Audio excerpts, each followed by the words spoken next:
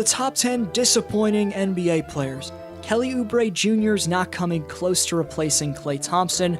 The Celtics are 1-5 with Kemba Walker in the lineup. This video's ranking is based off how much each player's failing to live up to expectations so far, so stay tuned to find out the talent that's been most underwhelming at number 1. Number 10, Russell Westbrook. Before he dropped 41 against the Nets and 26 against the Hawks in Westbrook's 9 games played, he'd recorded more shot attempts than points.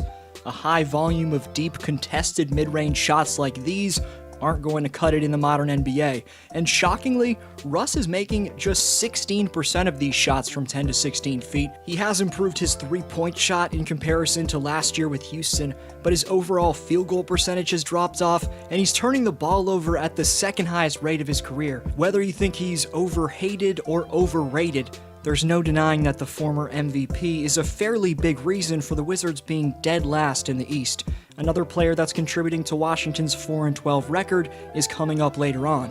Number 9, Pascal Siakam. The numbers for Pascal are still above average, and he's been much better recently. In his last 2 games against the Kings and Magic, he's dropped 62 points combined.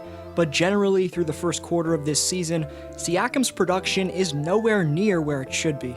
Pascal's taking 4 3-pointers per game. That's 2 less than he took last year, but he's only making a quarter of those deep-range shots. But it's not Siakam's stats that have made him disappointing this year, it's how he's froze under pressure, and for the most part, hasn't looked comfortable as Toronto's number 1 option. Pascal's been suspended by the Raptors for leaving the bench after fouling out, he's missed back-to-back game winners, and his post-up game is completely underdeveloped. I've said it in past videos, but Hakeem Olajuwon is someone Pascal desperately needs to visit because he has no go-to offensive move in his bag.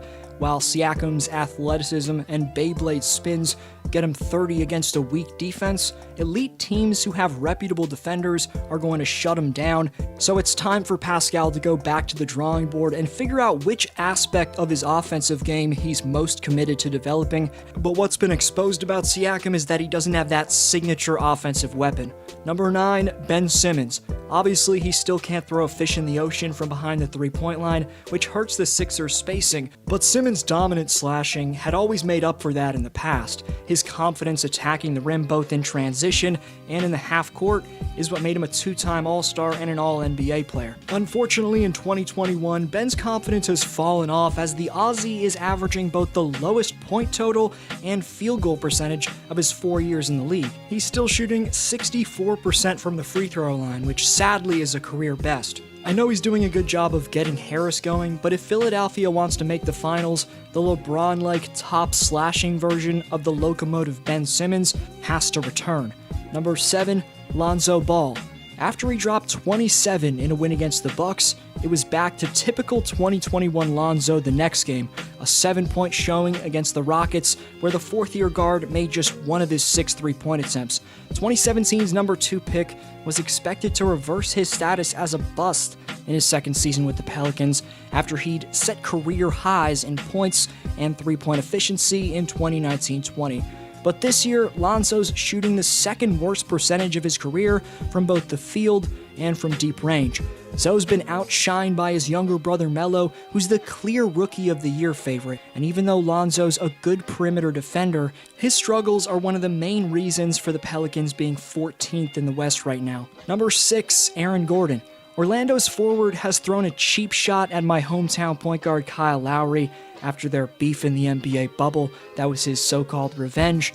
And Aaron's also put up a career low in free throw percentage, a career high in turnovers, and last week, Gordon failed to crack double digits in points in back-to-back games.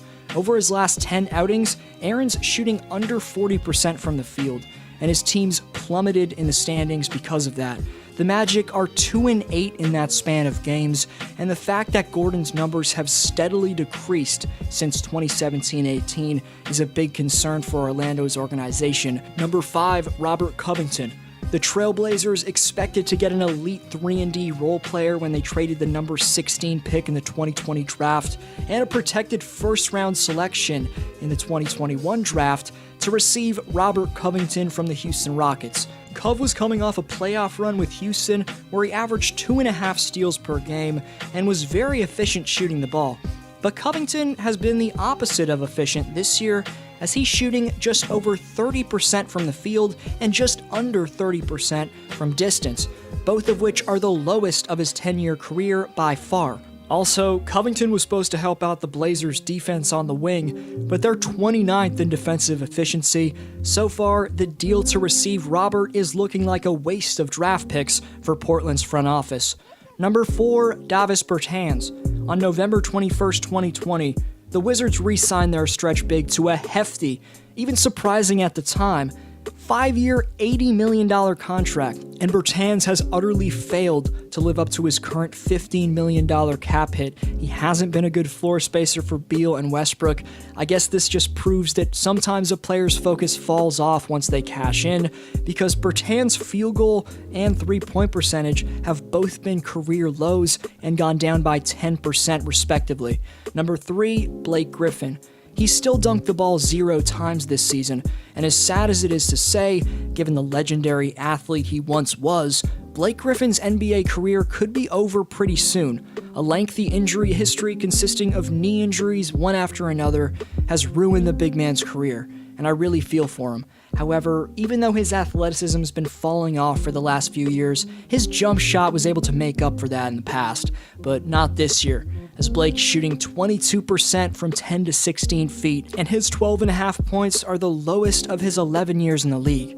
Number 2, Kelly Oubre Jr. Oubre missed 17 straight threes to begin this year, and is making under a quarter of his three-point attempts with his new team in the Bay Area. Considering how Steph's gone off, Kelly struggling to even somewhat mimic the production of the injured Klay Thompson becomes that much more disappointing. Kelly's release and general form on his jumper make it seem like the shots are falling through, so to me, this is a purely confidence issue. No matter how much time a player puts in, without a lack of belief in his abilities, the practice doesn't mean anything. Oubre Jr. had much better body language in Phoenix last year and seemed to be having fun. He was the Suns' second leading scorer, and the Warriors traded for him because of that. But Kelly's posted his lowest scoring average in 5 years at only 12 points per game. Number 1, Kemba Walker. Saturday night primetime ABC games, the no-fan environment or not, provide a playoff-type feel to an NBA game, and that was the case when the Lakers and Celtics matched up this weekend, and usually the former UConn Husky is built for the moment. Kemba was an absolute killer in college, and his playoff career in the pros, albeit just 2 appearances, has been pretty solid. So it's been shocking that against LA and in the 6 games Kemba's played after his left knee injury for the contending, or at least looked to be contending Celtics, Walker hasn't been himself this year, to say the least. Kemba's patented speed off the dribble looks slower than it's ever been, and the 4-time All-Star is missing shots he typically makes look easy from every area. He finished 1 for 12 in the game against the Lakers and missed the game winner. Given who Kemba has next to him in 2 young phenoms in Tatum and Brown, Walker needs to be letting the game come to him and not be taking 14 shots per game away from them. But who's disappointed you the most this year? Let me know in the comment section, and I'll reply to your comment. Actually, I'll reply to every comment, but this was D-Flow. You're the best for sticking around.